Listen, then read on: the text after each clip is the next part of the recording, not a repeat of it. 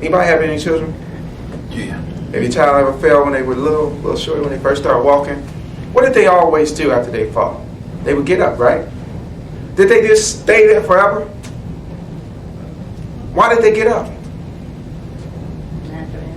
Natural instinct, part of life. You fall, you may cry, but you get up. But what happens is we get a little older when we start falling metaphorically. Take a little longer. It take a little longer to want to get up, right? We start getting a little hesitant about wanting to fall. We start wanting to stop taking chances. We won't have the same energy we had when we were younger. So I want to encourage you not to be afraid to fall, not to be afraid of rejection, not to be afraid to get out and talk to your customers, not to be afraid to still do the things that you know are the right things to do. But metaphorically, you say, man, I'm a little worn out. Instead of going and making that call, I'm going to go sit down and have some coffee. You know, then I'm going to call my friend and we're going to sit and complain. Because the market just not right. It's not my fault, it's their fault. It's whoever's fault. And once we start doing that, we can never get up again. Because we've fallen mentally and now we're down. One of the best lessons that I learned from some of the most successful speakers and some of the most successful salespeople is that you got to know exactly what you want out of what you're doing. So I want you to write that down. Just know what it is that you want. What are you trying to accomplish this year? What are you trying to do? If you don't know what you want,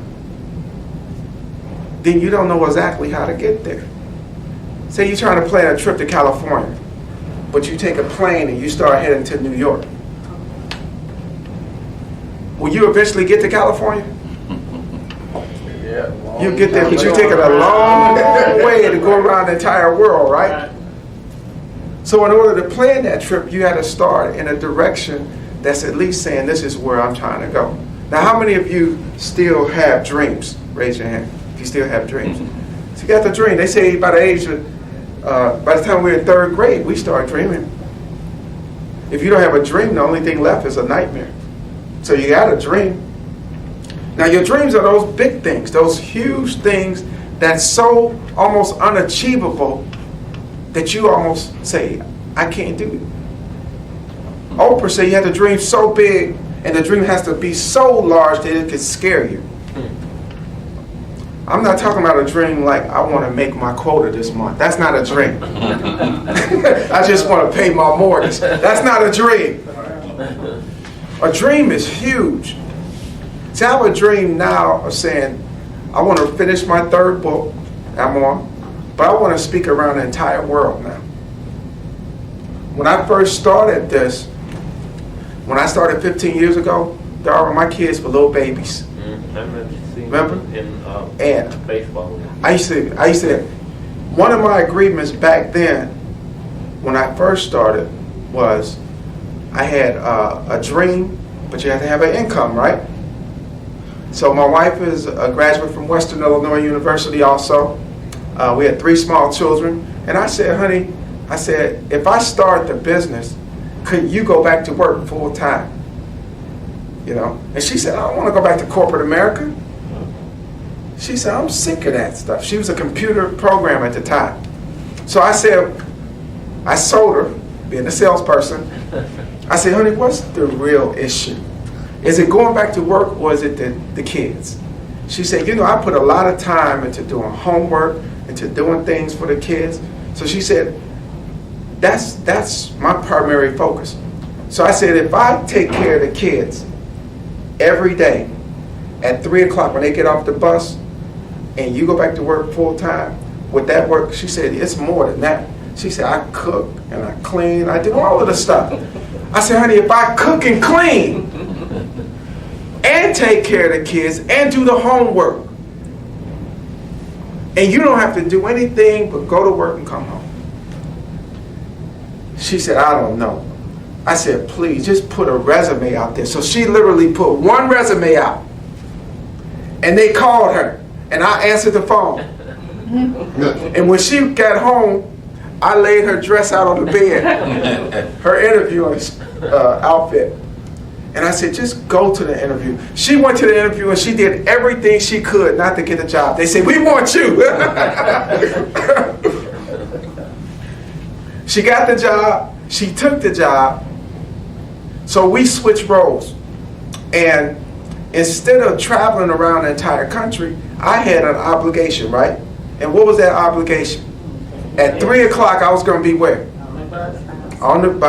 Waiting for the bus to come home. It was sometimes I would have a speaking engagement, Earl, and it'd be 2:45, and I'd be like, I gotta go. I started running for the bus, man. I gotta go. I gotta leave. My kids are on that bus, and they don't have a key to get in the house. They so young. Then I would have an apron on, and when my wife would come home, she'd have a briefcase, and she started talking about her job. And one day she looked and she saw tears coming out of my eyes as I was over the stove. She said, honey, what's wrong? I said, you don't understand. I just cleaned up and these kids have messed up. I said, all you want to do is come home and have dinner on the stove and have my hair looking good and looking cute waiting for you. She said, yeah. Then I said, when you stressed out from your boss, you made me go upstairs so you can have your way with me. She said, that's right, get up there now. I said, okay. Okay. It's a tough job. That was my first time around. I actually started this business. Do you know who I started with? Do you know a guy named Michael Bassette? Yeah. On the radio now? Okay. International, nationally known, right? Michael Bassette was here in Chicago. I don't know if you knew that. His first book, Why Men Cheat. Why Men Cheat. We started out touring together. And Michael said, let's hit the road. Let's go everywhere. I said, Mike, I can't do it. I can go to Atlanta, but I got to be home that day because I can't travel like that. I said, I got to watch and be with my children until they're grown. That was my promise that I made. Mike said, I'm going. Mike moved wherever he could move. He went to whatever city he could move in. And now Mike probably makes what? $5 million a year? And I said, you know what? I got one kid that graduated from college and 2 in college. And now I can travel. So we're both successful in our own way. But the biggest thing that we knew was I knew what I wanted. I had to raise my son. See, I said if I was going to be successful and my son was going to be in jail, I wasn't successful. That's what this book is about. You see the young man on the cover of the book, he has a business suit on, right? But where is he walking away from? He's walking away from the children, and where are they? They're in the ghetto. So is he really successful if he's leaving his kids behind? That's why the book is titled Silent Cry. Because what I'm saying is your success is part of your children's success. You can't separate that.